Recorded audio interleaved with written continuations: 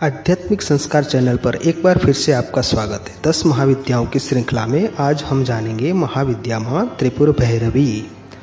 उद्भानु सहस्त्रकांति मरुण क्षौमां शिरोमालिकां रक्ताली प्रपयोधरां जपवटी विद्यामभीतिं परम हस्ताब्जैर्ददन्तीं भिनेत्रविलसद्वक्त्रारविन्दश्रियं देवी बद्ध हिमांशुरत्नस्रःकुटां वन्दे समन्दस्मिताम्। क्षीयमान विश्व के अधिष्ठान दक्षिणामूर्ति काल भैरव है। उनकी शक्ति ही त्रिपुर भैरवी है। ये ललिता या महात्रिपुर सुंदरी की रथवाहिनी है। ब्रह्मांड पुराण में इन्हें गुप्त योगिनियों की अधिष्ठात्री देवी के रूप में चित्रित किया गया है। मत्स्य पुराण में इनके त्रिपुर भैरवी, कौलेश भैरवी, रुद्र भैरवी, चैतन्य भैरवी तथा नित्या भैरवी आदि रूपों का वर्णन प्राप्त होता है। इंद्रियों पर विजय प्राप्त और सर्वत्र उत्कर्ष की प्राप्ति हेतु त्रिपुर भैरवी की उपासना का वर्णन शास्त्रों में मिलता है। महाविद्याओं में इनका छठा स्थान है। त्रिपुर भैरवी का मुख्य उपयोग घोर कर्म में होता है। याद रखिए, इनके ध्यान का उल्लेख आपको दुर्गा सप्तशती के 3 अध्याय में महिषासुर वध के प्रसंग में मिलेगा। इनका रंग लाल है। ये लाल वस्त्र पहनती है, गले में मुंडमाला धारण करती है और स्तनों पर रक्त चंदन का लेप करती है। ये अपने हाथों में जपमाला, पुस्तक तथा वर और अभय मुद्रा धारण करती है।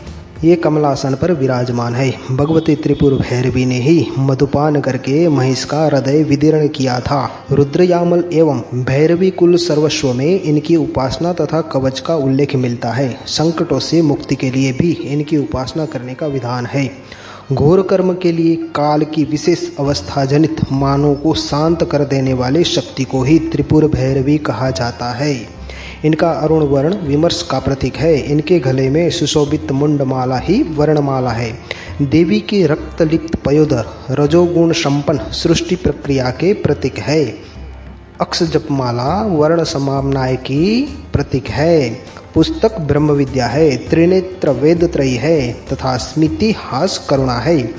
आगम ग्रंथों के अनुसार त्रिपुर भैरवी एकाक्षरूप यानी प्रणव है।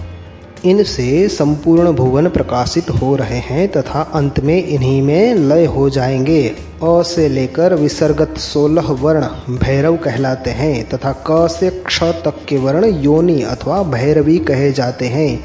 स्वच्छंदोद्योत के प्रथम पटल में इस पर विस्तृत प्रकाश डाला गया है, वो पढ़िए। यहाँ पर त्रिपुर भैरवी को योगीश्वरी रूप में उमा बतलाया गया है। उन्होंने भगवान शंकर को पति रूप में प्राप्त करने के लिए कठोर तपस्या करने का दृढ़ निर्णय लिया था। बड़े बड़े ऋषि मुनि भी इनकी तपस्या को देखकर दंग रह गए थे। इससे सिद्ध होता है कि भगवान शंकर की उपासना में निरत उमा का दृढ़ निश्चयी स्वरूप ही त्रिपुर भैरवी का परिचायक है। त्रिपुर भैरवी की स्तुति में कहा गया है कि भैरवी सूक्ष्म वाक तथा जगत के मूल कारण की अधिष्ठात्री है। त्रिपुर भैरवी के अनेक भेद हैं, जैसे सिद्ध भैरवी, चैतन्य भैरवी, भुवनेश्वरी भैरवी, कमलेश्वरी भैरवी, कामेश्वरी भैरवी, षटकुटा भैरवी, नित्या भैरवी, कौलेशी भैरवी, रुद्र भैरवी आदि।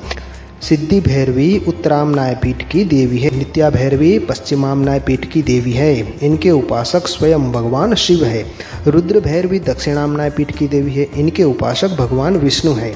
त्रिपुर भैरवी के भैरव बटुक है। मुंडमाला तंत्रानुसार त्रिपुर भैरवी को भगवान ऋषि की अभिन्न शक्ति बताया गया है। सृष्टि में परिवर्तन होता रहता है। इसका मूल कारण आकर्षण विकर्षण है। इस सृष्टि के परिवर्तन में क्षण क्षण में होने वाली भावी क्रिया की अधिष्ठातृ शक्ति ही वैदिक दृष्टि से त्रिपुर भैरवी कही जाती है। त्रिपुर भैरवी की रात्रि का नाम काल रात्रि तथा भैरव का नाम काल भैरव है।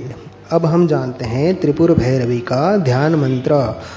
उद्भानु सहस्त्रकांति मरुण क्षौमां शिरोमालिकां रक्ताली प्रपयोधरां जपपटी विद्यामभीतिं परम हस्ताब्जैर्दधन्तीं भिनेत्रविलसद्वक्त्रारविन्दश्रियं देवी बद्ध हिमांशुरत्नस्रःकुटां वन्दे समन्दस्मिताम्। अब जानते हैं त्रिपुर भैरवी का मंत्र।